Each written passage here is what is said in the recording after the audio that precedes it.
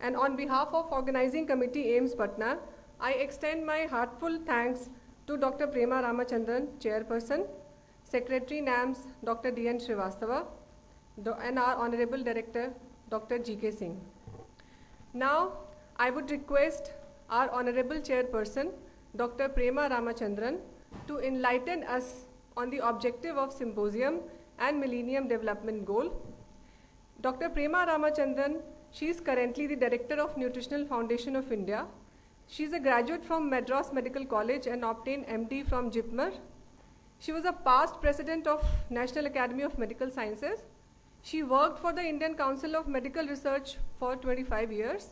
She carried out clinical and operational research studies on contraception, undernutrition in women and children, nutrition, health, and nutritional fertility interactions, delivery of health, nutritional and family welfare services, and HIV infections in India. She is over 150 publications in peer-reviewed index journals from these research studies.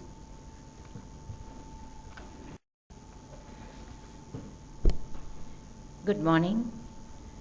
I am indeed very grateful to the organizers for having given me the privilege to work with them and Dr. J.S. Bajaj, Emeritus President of NAMS, for maternal and child health on and beyond 2015.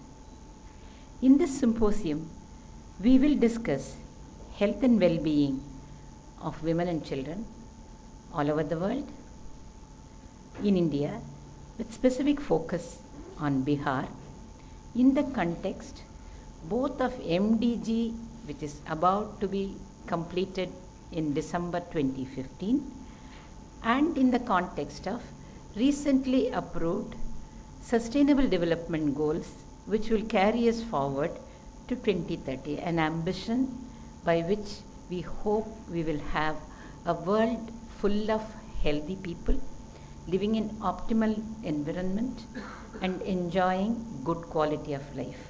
A very laudable goal indeed, and we should strive, however difficult it is, to achieve it. As I was introduced, I am an obstetrician by training, but very soon moved over to maternal child health and nutrition and worked for 2.5 decades in ICMR. One of our greatest fascination with Bihar was the data that came from Bihar in the 70s and 80s. High poverty rate, high undernutrition rate, high morbidity in children, practically not low immunization, poor access to health care. Undoubtedly, this was Bihar in the 70s and 80s.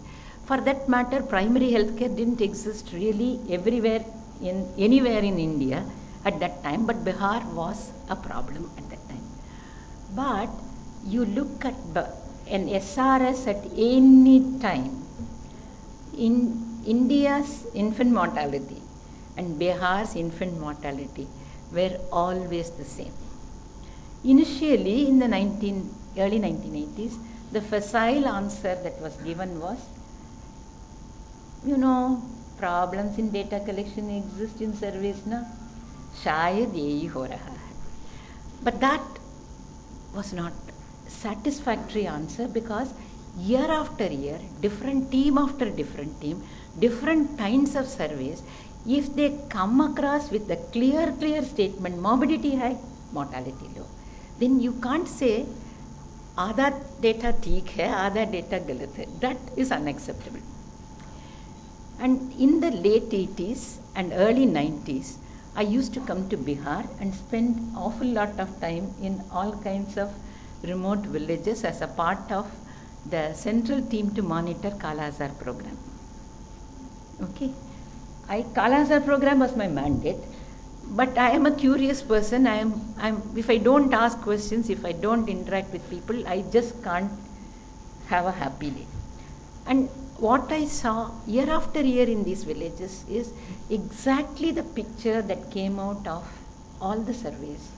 Huge amount of poverty, huge amount of undernutrition,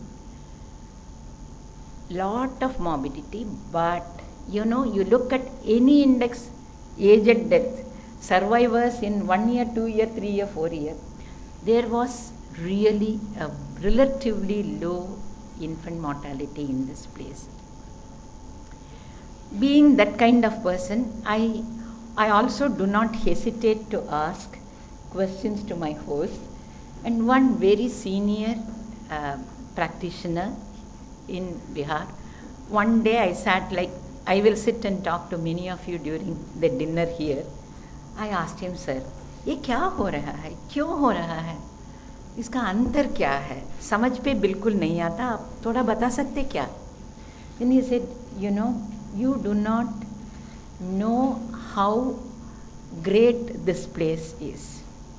We love our kids, we love our family, and we look after to the best of our ability everybody. We do not have the wherewithal to look after the day-to-day health needs, day-to-day requirements of right kind of food at right time in the right amount. So, and yes, water supply, sanitation are all problems because of the current problems that the state is having. But we will give up everything, we will fight tooth and nail to save the lives of children. And that is the reason for this dichotomy. And then I went back and looked at sex ratio in Bihar, age-wise, any-wise, always good. Yes. So I said, oh, this is the answer. They care for women and children, they will do what they can, and therefore, this is the state where we should put all wherewithal, because here is a population striving to do their best. It is the lack of all the services which are their due right that's coming in the way. And if we provide these, you will see a transformed Bihar in no time whatsoever. And that was the beginning of several of the programs when we moved to various places, decentralized planning, state-specific planning, all came out of an example that Bihar showed to many of us at that time. Bihar also has a very enviable past record. Magad Empire, Arthashastra, Ashoka's pillar, edicts saying, this is how you govern, this is what you do. And whom did they tell? They did not like office memorandum. They put it in public place for all of us to read and all of us to obey. What is today's Panchayati Raj institutions and governance system? You did it 2.5 millennia ago. And what good place you need to discuss Millennium Development Goal and Sustainable Development Goal than this place, which demonstrated a capability to conceptualize, a willingness to put it across to people and request them to participate in building the country 2.5 millennia ago. And therefore, I really hope and wish that this CME inspires the kids who are today our students, but tomorrow will be the service providers, and very soon in 2 decades will be the people who will be governing India's and this state's health services and trying to ensure that sustainable development goals are not something written on paper.